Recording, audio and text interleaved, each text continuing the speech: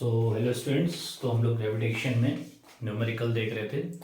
आज उसी सीरीज़ को आगे बढ़ाते हैं। ठीक है, देखते हैं कि जो है हमारा किस तरह के क्वेश्चंस आते हैं आपके किसमें, ग्रेविटेशन के न्यूमेरिकल में। ठीक है, तो इसका पहला क्वेश्चन ये है, if the distance between two masses is increased by a factor of 4। ठीक है, तो मान लेते हैं कि दो बॉडीज़ हैं, ठीक है, और इनके बीच के जो डिस्टेंस है ये स्मॉल आर है।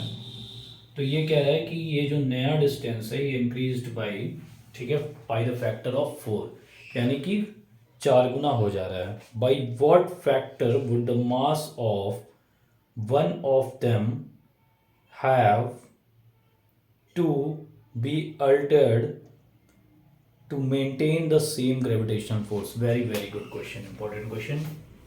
ठीक है, तो क्या क्या रहा है कि हमको, अच्छा ये जो डिस्टेंस था ये r था, तब फोर्स f है, ठीक है ना। उसके बाद जब डिस्टेंस, ठीक है, 4r हो गया, ठीक है, तब भी जो फोर्स है वो f है। तो भाई ये तो पॉसिबल है नहीं।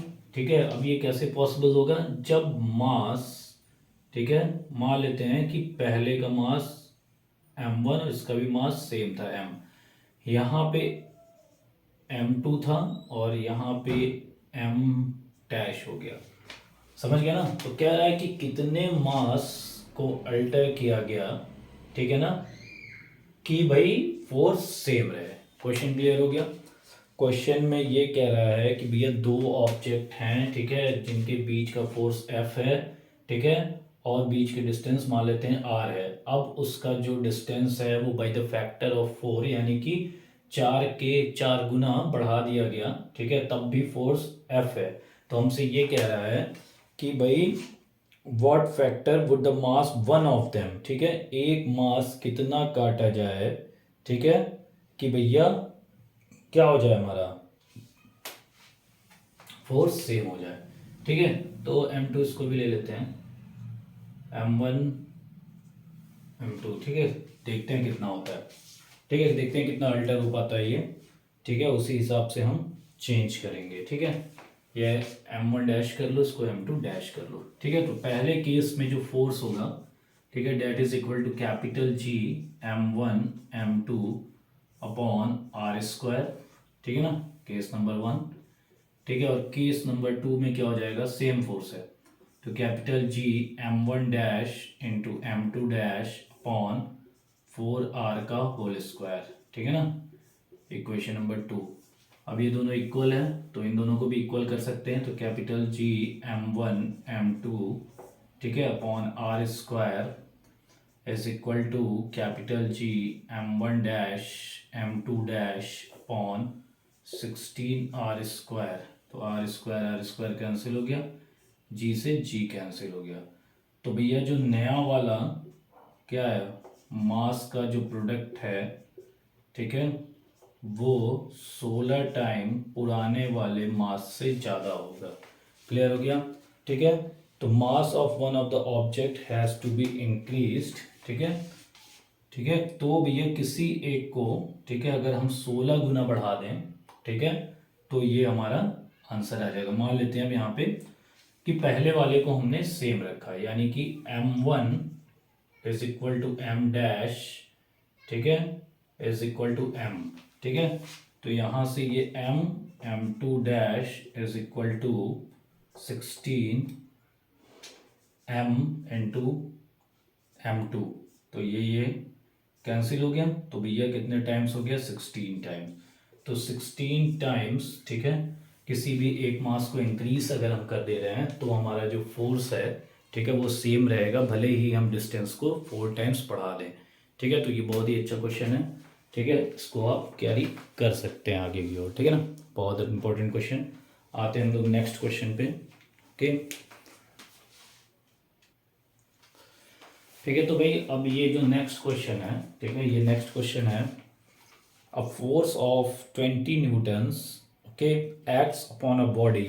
एक फोर्स है, ठीक है, 20 न्यूटन का, ठीक है, और एक बॉडी पे लग रहा है, ठीक है, दूसरी बॉडी पे मतलब उसी बॉडी पे लग रहा है, हुज वेट इज 9.8 न्यूटन, ठीक है, यानी 9.8 न्यूटन एक बॉडी का वेट है, उस पर फोर्स लग रहा है 20 न्यूटन का। What is the mass of the body, ठीक है, मास निकालना है हमको, what is the mass of the body. उसके बाद कह रहा है and how much it's acceleration, ठीक है, इसका एक्सेलरेशन कितना होगा, ठीक है ना। बहुत ही अच्छा क्वेश्चन है। अब देखो मास ऑफ द बॉडी, देखो इसको वीडियो के यहाँ पॉज करके एक बार ट्राई करना, फिर आगे देखना।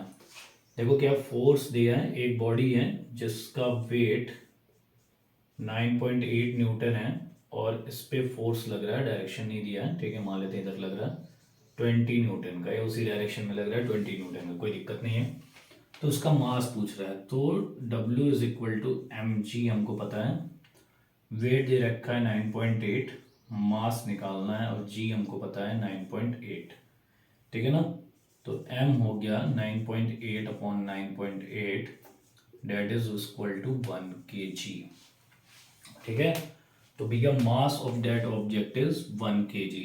अब हमको फोर्स निकालना है, तो force is equal to ma, ठीक है ना, फोर्स नहीं एक्सेलरेशन निकालना है, फोर्स गिवन है, मास हमको पता ही चल गया, तो 20 इज इक्वल टू 1 इंटू ए, तो यहाँ से ए मिल जाएगा आपका 20 मीटर पर सेकेंड स्क्वायर, ठीक है ना। ए हमको क्या मिल गया, 20 मीटर पर सेकेंड स्क्वायर, क्लियर हो गया, ठीक है।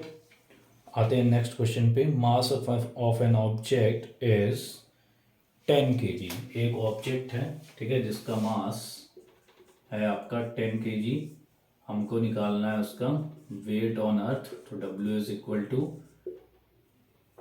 mg, ठीक है, तो मास 10, g 9.8, अगर नहीं दिया है तो 9.8 ही लेंगे, ठीक है, तो 98 न्यूटन, ठीक है, 98 न्यूटन इसका क्या हो जाएगा भाई, वेट हो जाएगा, क्लियर हो गया। तो इस तरह के छोटे छोटे क्वेश्चन हैं, ठीक है, जो इम्पोर्टेंट भी हैं, अच्छे भी हैं, ठीक है, करना भी चाहिए हमें, ठीक है। आते हैं नेक्स्ट क्वेश्चन पे। An object weighs 10 newton, weighs 10 newton, एक ऑब्जेक्ट है जिसका वेज 10 न्यूटन दे रखा है, यानी कि W इज गिवन 10 न्यूटन, ठीक है, W is equal to 10 newton. फिर कह रहा है when measured on the surface of earth, ठीक है, ये सरफेस ऑफ द अर्थ पे मेजर किया गया है, एनसीईआरटी का क्वेश्चन है ये। What would be its weight when measured on the surface of moon? बहुत आसान क्वेश्चन है। अब ये सरफेस ऑफ द मून पे अगर मेजर किया जाए तो इसका वेट कितना है, तो हमको पता है Wm is equal to W upon 6, ठीक है ना, तो Wm weight on moon is equal to 10 upon 6, तो 2 5 ज़ा 10, 2 3 ज़ा 6, ठीक है, 3 1 ज़ा 3, तो 1.67 न्यूटन हो जाएगा, ठीक है ना।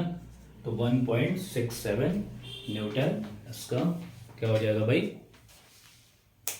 वेट ऑन मून, क्लियर हो गया, ठीक है। तो इसी तरह के क्वेश्चंस आएंगे आपके एग्जाम में, ठीक है, एकेडमिक में, ठीक।